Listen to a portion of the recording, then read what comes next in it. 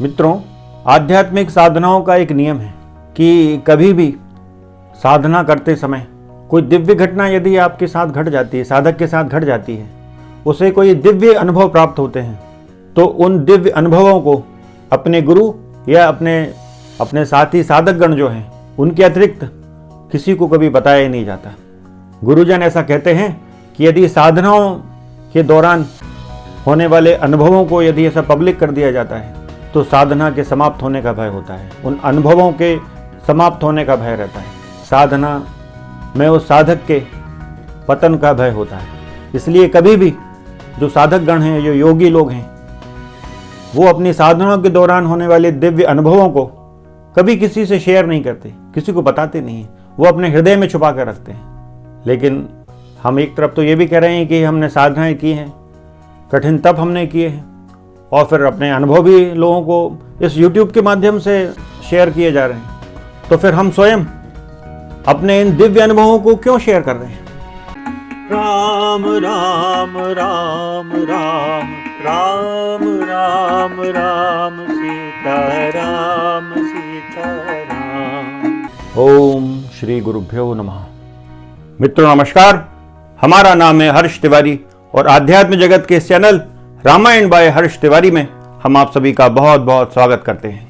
मित्रों, जैसा कि आज का टाइटल हमने लिया है वार्ता का, वो है कि क्या खुली आंखों से ध्यान किया जा सकता है। तो आज का ये विषय लिया है कि एक सवाल आता है लोगों के मन में कि क्या खुली आंखों से ध्यान किया जा सकता है। तो मित्रों, एक सामान्य सी बात है कि जब व्यक्ति ध्यान करता है तो उसकी आंखें बंद होती हैं, क्योंकि वो बाह्य जगत में संचरण ना करके वो अंतर जगत में संचरण करता है। लेकिन ये जो बात है हमने कही कि क्या खुली आंखों से ध्यान किया जा सकता है, तो यहाँ एक गड़बड़ हो रही है इस प्रश्न में। अब इस प्रश्न को दो भागों में बांटना पड़ेगा कि क्या खुली आंखों से ध्यान और दूसरा पार्ट किया जा सकता है। तो अब दो भागों में इसको देखना पड़ेगा कि मित्रगण, ध्यान एक ऐसी घटना है जो स्वयं घटती है, ध्यान कभी भी किया नहीं जा सकता। जैसे हम लोग पूजा करते हैं, पाठ करते हैं, तो उसमें हम लोग कुछ करते हैं, लेकिन ध्यान एक ऐसी चीज है कि उसको किया नहीं जा सकता। ध्यान एक घटना है जो इस अंतर जगत में, इस दिव्य देह में विराजमान अंतर जगत में घटती है। तो ध्यान किया नहीं जाता, ध्यान घटता है। तो इसके लिए सही शब्द क्या हुआ कि ध्यान का घटना।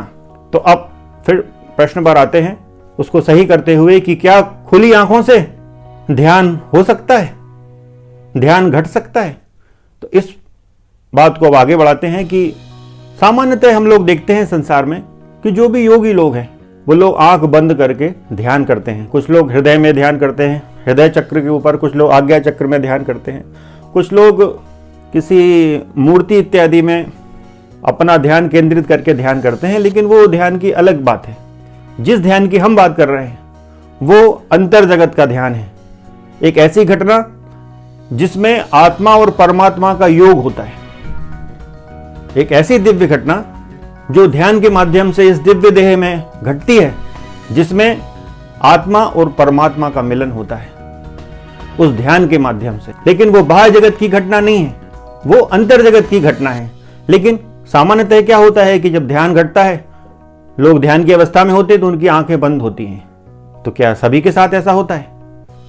तो सबके साथ ऐसा नहीं होता है, क्योंकि हमारे स्वयं के ऐसे अनुभव हैं कि हम जब ध्यान की गहरी अवस्थाओं में होते थे तो हमारी आंखें खुली होती थी। लेकिन आंखें खुली होने का ये मतलब नहीं कि इस संसार को देख रहे होते हैं। खुली आंखों से भी उसी शून्य में ध्यान रहता है। जब ध्यान की गहरी अवस्था घटती है, जब साधक ध्यान की गहरी अवस्था में होता है, तो आंखें खुली हों या बंद, उससे कोई विशेष फर्क नहीं पड़ता, क्योंकि संसार से साधक अलग हो गया है। और यदि संसार से अलग नहीं हुआ है तो फिर अभी काफी आगे साधनाओं करने की आवश्यकता है, साधनाओं को काफी साधने की आवश्यकता है। तो हम जब ध्यान करते थे, जनरली ये खुली आंखों वाला ध्यान जो होता है मित्रों, ये कुंडलिनी जागरण के बाद होता है। क्योंकि कुंडलिनी जागरण के बाद क्या होता है कि इस शरीर में अपार शक्ति आ जाती है, शरीर एक शक्ति पुंज में परिवर्तित हो जाता है। अब जैसे खुली आंख का ध्यान कैसे करेगा कोई? कि अब जैसे ध्यान पे बैठा हुआ है कोई व्यक्ति और ऊपर पंखा चल रहा है, तो पंखा यदि गर्मी के दिन है तो बहुत तेजी से पंखा घूमता है, तो उस पंखे से जो तेज हवा निकल रही है तो उसको हमारी आंखें सहन नहीं कर सकती हैं, तो वो पलकें झपकती हैं या बंद करना पड़ता है आंखों को। तो ऐसी स्थिति में आंख खुली करके तो ध्यान हो ही नहीं सकता। लेकिन जब कुंडलिनी जागरण के बाद क्या होता है कि शरीर में बहुत शक्ति पैदा हो जाती है, ये शक्ति पुंज बन जाता है, शरीर अपार शक्तियां इसमें समाहित हो जाती हैं। तो जब आंखें खुली होती हैं तो वो शक्ति इन आंखों में भी रहती है। तो जब पंखा चल रहा हो, तेज हवा चल रही हो, उससे आंखों को कोई फर्क नहीं पड़ता। शरीर बारिश में भीग रहा है, धूप में बैठा है, तो इन सब चीजों की, बाह्य जगत की किसी भी घटना का शरीर पे असर नहीं होता है। लेकिन ऐसा कब होगा? जब साधक को ध्यान की उच्च अवस्थाएं प्राप्त हो गई हैं।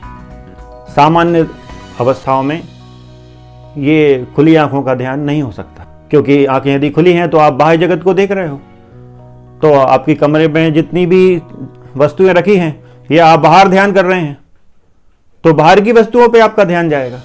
लेकिन यदि उस परमात्मा की कृपा से आपको उच्च कोटि का ध्यान प्राप्त हो चुका है तो फिर आंखें खुली हों या बंद, आप उस अंतर जगत में ही रहेंगे। आपका ध्यान उस परमात्मा पे ही टिका रहेगा, ध्यान टूटेगा नहीं।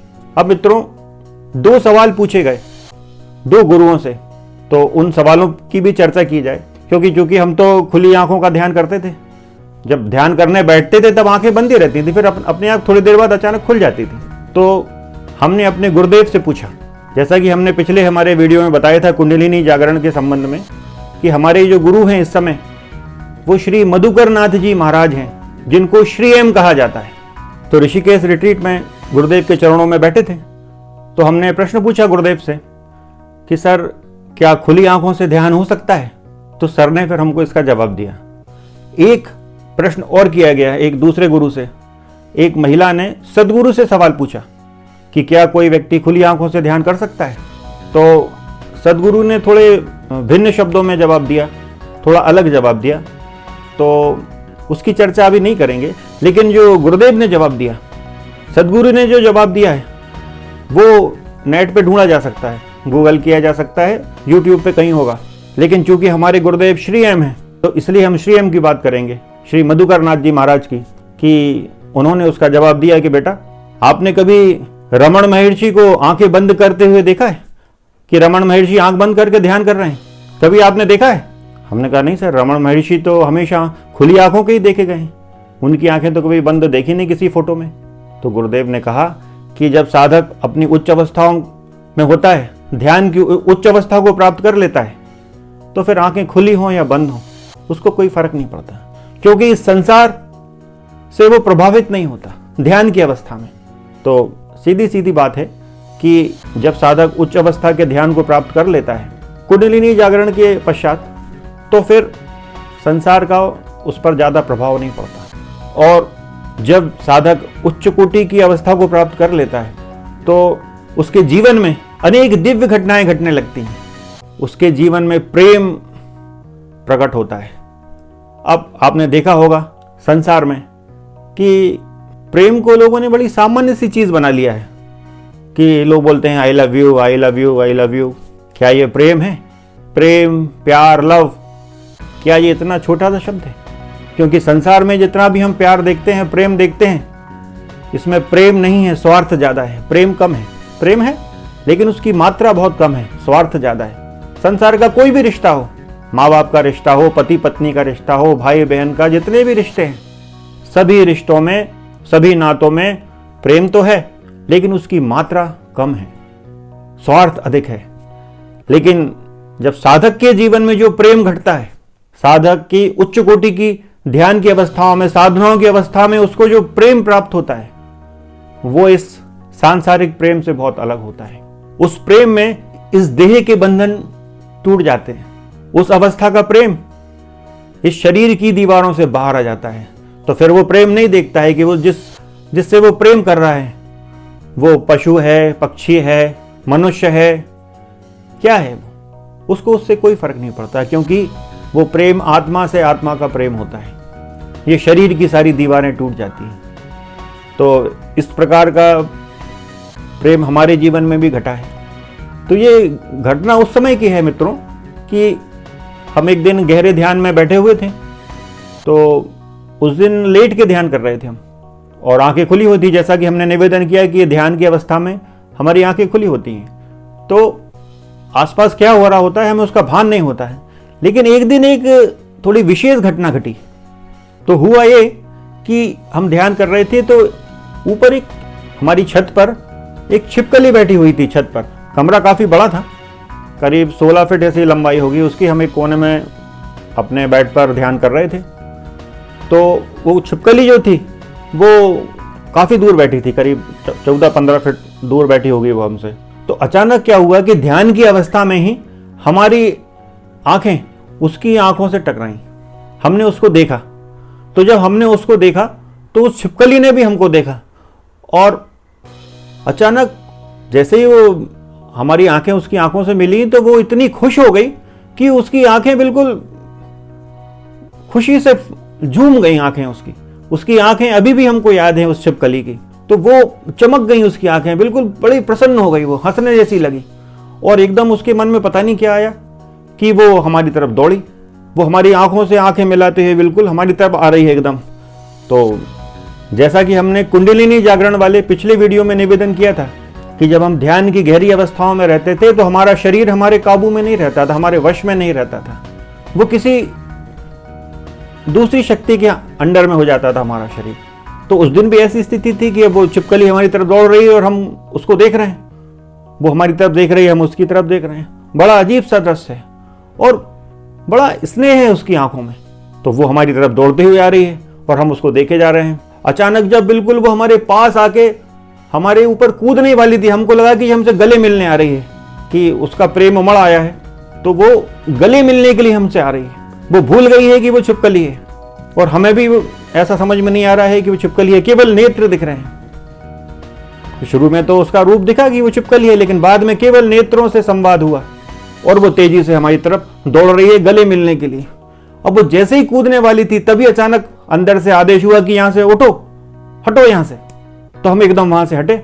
तो फिर उसको हमने देखा, छिपकली, हमारा ध्यान से हम बाहर आ गए क्योंकि ध्यान भंग हो गया। तो हमने उसको देखा तो बड़ी विचलित हो गई। वो यहाँ वहाँ देख रही है कि पता नहीं क्या हुआ था उसको, क्योंकि जैसे ही वो आई कांटेक्ट दोनों का खत्म हुआ तो फिर वो उसका भी बड़ा अजीब सा लगा उसको। वो भी सामान्य स्थिति में आ गई। तो वो यहाँ वहाँ देख रही, बड़ी अजीब सी, की बड़ी विचलित हो रही कि क्या हुआ ये। फिर वो उसको याद आ गया होगा कि वो छिपकली है। तो ऐसी योगियों के जीवन में, साधकों के जीवन में ये सब घटनाएं घटती हैं, क्योंकि प्रेम जो है एक बड़ा विस्तृत शब्द है। प्रेम इस शरीर की चाहर दीवारी से बहुत आगे चला जाता है। उसमें क्या पशु पक्षी, क्या कीट पतंगे, क्या मनुष्य, क्या वानर, हर किसी से प्यार होता है। आपने बड़े संतों को देखा होगा, योगियों को, कुत्तों के साथ भोजन कर रहे हो, कुत्ते भी उनके डब्बे में खा रहे हैं, भोजन पात्र में, और उसी के साथ वो भी खा रहे हैं, क्योंकि उनके लिए वो कुत्ता नहीं है, वो आत्मा से आत्मा का प्यार है। तो आज ये बात याद आ गई तो फिर हमने सोचा कि इसकी चर्चा की जाए। तो मुख्य विषय पर लौटते हैं कि क्या खुली आंखों से ध्यान हो सकता है। तो ये घटना चूंकि छिपकली वाली खुली आंखों के ध्यान से संबंधित थी, इसलिए हमने उसका उल्लेख यहाँ कर दिया। हमने उसका वृतांत आप लोगों को सुनाया। इस विषय पर भी हमको चर्चा करना था कि संसार में जो प्रेम लोग कहते हैं कि प्रेम प्रेम, आई लव यू, तो ये कितना संकीर्ण है। प्रेम शब्द कितना विराट है, कितना विशाल है, और हमने उसको कितना संकुचित कर दिया है। और सांसारिक जो प्रेम है उसमें स्वार्थ बहुत ज़्यादा मात्रा में है और प्रेम बहुत कम है। प्रेम है, इनकार नहीं किया जा सकता, लेकिन उसकी मात्रा बहुत थोड़ी है, स्वार्थ ज़्यादा है। तो ऐसा जो स्वार्थपूर्ण प्रेम है तो वो बड़ा निम्न कोटि का प्रेम है। एक चीज़ और बताते हैं आपको कि आप लोगों ने धार्मिक सीरियलों में देखा होगा, सीरियल्स में जब हम लोग पहले के सीरियल्स हम लोग जब देखते हैं, रामायण महाभारत, तो उसमें किसी ऋषि मुनि को जब बात करते हुए बताया जाता है तो उसकी वाणी में बड़ा प्रेम होता है, बड़ा स्नेह होता है, निर्मल स्नेह, निर्मल प्रेम होता है। उसको उन सीरियल्स में भी वैसा ही फिल्माया जाता है कि बड़ा अच्छा लगता है, वो दिव्यता रहती है उनके व्यवहार में। तो वो प्रेम इतना आसान नहीं है। उस प्रेम के पीछे उनकी काफ़ी साधनाएं रहती हैं, बहुत लंबी साधनाएं, बहुत तपस्या रहती है उनकी, तब उनके जीवन में वो प्रेम घटता है। तो मित्रों, आज खुली आंखों के ध्यान के माध्यम से काफ़ी ये प्रेम वाली चर्चा भी हुई। तो अब बस इस विषय को यहीं विराम देते हैं। कुंडलिनी जागरण के विषय में यदि किसी की ज़्यादा उत्कंठा हो तो उसको हमारा ये वाला वीडियो देखना चाहिए, तो उससे और भी चीज़ें स्पष्ट हो जाएंगी। मित्रों, आध्यात्मिक साधनाओं का एक नियम है कि कभी भी साधना करते समय कोई दिव्य घटना यदि आपके साथ घट जाती है, साधक के साथ घट जाती है, उसे कोई दिव्य अनुभव प्राप्त होते हैं, तो उन दिव्य अनुभवों को अपने गुरु या अपने साथी साधकगण जो हैं उनके अतिरिक्त किसी को कभी बताया ही नहीं जाता। गुरुजन ऐसा कहते हैं कि यदि साधनाओं के दौरान होने वाले अनुभवों को यदि ऐसा पब्लिक कर दिया जाता है तो साधना के समाप्त होने का भय होता है, उन अनुभवों के समाप्त होने का भय रहता है, साधना में उस साधक के पतन का भय होता है। इसलिए कभी भी जो साधकगण हैं, जो योगी लोग हैं, वो अपनी साधनाओं के दौरान होने वाले दिव्य अनुभवों को कभी किसी से शेयर नहीं करते, किसी को बताते नहीं हैं, वो अपने हृदय में छुपा कर रखते हैं। लेकिन हम एक तरफ तो ये भी कह रहे हैं कि हमने साधनाएं की हैं, कठिन तप हमने किए हैं, और फिर अपने अनुभव भी लोगों को इस YouTube के माध्यम से शेयर किए जा रहे हैं, तो फिर हम स्वयं अपने इन दिव्य अनुभवों को क्यों शेयर कर रहे हैं? तो इसका एक कारण है, हमने अपने पिछले वीडियो में इस विषय में चर्चा की थी, अपने कुंडलिनी जागरण के विषय में जो हमारा वीडियो है, तो उसमें हमने बताया है कहीं कि हम क्यों इन अपने अनुभवों को लोगों के सामने शेयर कर रहे हैं, हम किसी वीडियो में बताएंगे। तो आज हम वो बात बता देते हैं कि हम क्यों बता रहे हैं सब लोगों को अपने अनुभव इस YouTube के माध्यम से, वीडियोस के माध्यम से। तो मित्रों, इसमें हमारा अपना कोई निजी स्वार्थ नहीं, हम एक लड़ाई लड़ रहे हैं, लोगों से न्याय मांग रहे हैं, एक ऐसा अन्याय जो स्वयं भगवान के साथ ही हम लोगों ने कर दिया। जैसा कि आपने देखा होगा कि अनेक मंदिर तोड़ दिए गए, सनातन धर्म के बड़े बड़े मंदिर जो हजारों वर्ष प्राचीन थे उनको तोड़ दिया गया, उनको नेस्त नाबूद कर दिया गया, कीमती मूर्तियां तोड़ दी गई। तो जब कुछ लोगों ने मंदिर तोड़ दिए, मूर्ति तोड़ दी, लेकिन कुछ लोगों ने उससे भी ज़्यादा खतरनाक कार्य किया है। उन्होंने क्या किया कि हमारे धर्म ग्रंथों में जो प्रधान धर्म ग्रंथ थे उनमें छेड़छाड़ कर दी, कुछ विषय बदल दिए, कुछ पात्रों के चरित्र से खिलवाड़ किया, छेड़छाड़ की, उनका चरित्र बदल दिया। तो ऐसे ही छेड़छाड़ हमारे महान धार्मिक ग्रंथ, जिसका सनातन धर्म में बहुत बड़ा स्थान है, वाल्मीकि रामायण, उस वाल्मीकि रामायण में भी बहुत छेड़छाड़ कर दी गई है, बहुत बड़े स्तर पर मिलावट कर दी गई है। तो उन मिलावटों को हटाने के लिए हम कुछ वीडियोस बना रहे हैं, हमने अध्ययन किया है उन चीज़ों का, क्योंकि हम वकील भी हैं। हमने बताया है कुछ वीडियोस में कि हम वकील हैं, तो एक वकील की जो नज़र होती है वो चीज़ों को देखने की अलग होती है। तो उस दृष्टि का प्रयोग करते हुए जब हमने अपने धर्म ग्रंथों को पढ़ा, विशेषतः वाल्मीकि रामायण को, तो उसमें मिलावटों का भंडार हमको नजर आया। तो फिर हमको कष्ट तो हुआ कि जो घटनाएं घटी नहीं वो रामायण में लिख दी गई हैं, झूठी घटनाएं जिनका कोई अस्तित्व नहीं है, जो कोरी कल्पना मात्र हैं, लेकिन उन घटनाओं को कहानीबद्ध किया गया, बड़ी सुंदर रचना में उनको प्रस्तुत करते हुए उनको हमारे ग्रंथों में प्रविष्ट करा दिया गया। तो सामान्य यदि दृष्टि से पढ़ा जाए तो एकदम समझ में नहीं आती वो मिलावटें, लेकिन जब बारीकी से अध्ययन किया जाता है कि दूसरा श्लोक क्या कह रहा है और उसके बाद का श्लोक क्या कह रहा है, और जब इनको आपस में इंटरकनेक्ट करते हैं तब समझ में आता है कि अरे बहुत बड़ा खिलवाड़ हो गया। तो वाल्मीकि रामायण में जो मिलावट हो गई है उसके विरोध में हम बहुत सारे वीडियोस बना रहे हैं और लोगों में ये जागृति पैदा करने का प्रयास कर रहे हैं कि इन मिलावटों का अब विरोध करने की आवश्यकता है। क्योंकि यदि अभी इनका विरोध नहीं किया जाएगा तो ये सब चीज़ें अभी जैसे 2,2500 के आसपास से ये चली आ रही हैं, ये जो मिलावटें हैं रामायण ग्रंथ में, तो यदि अभी विरोध नहीं होगा तो ये आगे भी हजारों साल तक चलती रहेंगी। इसलिए इनका विरोध किए जाने की आवश्यकता है। अब लोग चूंकि हमारी बातों को गंभीरता से नहीं लेते, इस कारण हमको अपनी साधनाओं के विषय में चर्चा करना पड़ी, हमें अपने आध्यात्मिक अनुभवों को यहाँ शेयर करना पड़ा। तो ये कार्य तो ईश्वर के लिए हो रहा है, श्री राम जी के लिए, श्री जानकी जी के लिए हो रहा है। तो हमने इस कार्य के लिए अपनी साधनाओं को दांव पे लगा दिया है।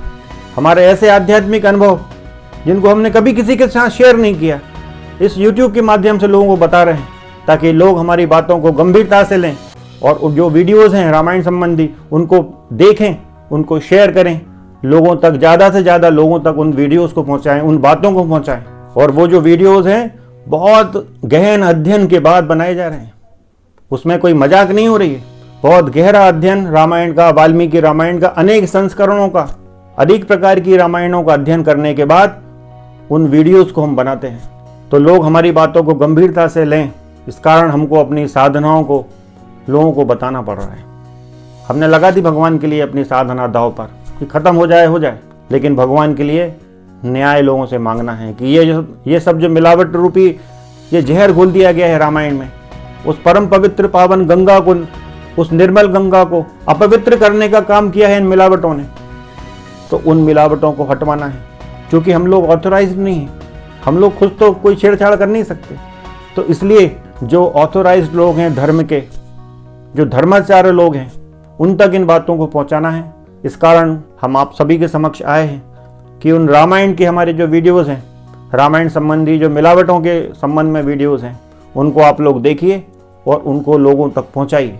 तो आज बस इतना ही, अगले फिर वीडियो में भेंट होगी। नमस्कार, जय जय श्री सीताराम। राम राम राम राम राम राम राम सीता राम।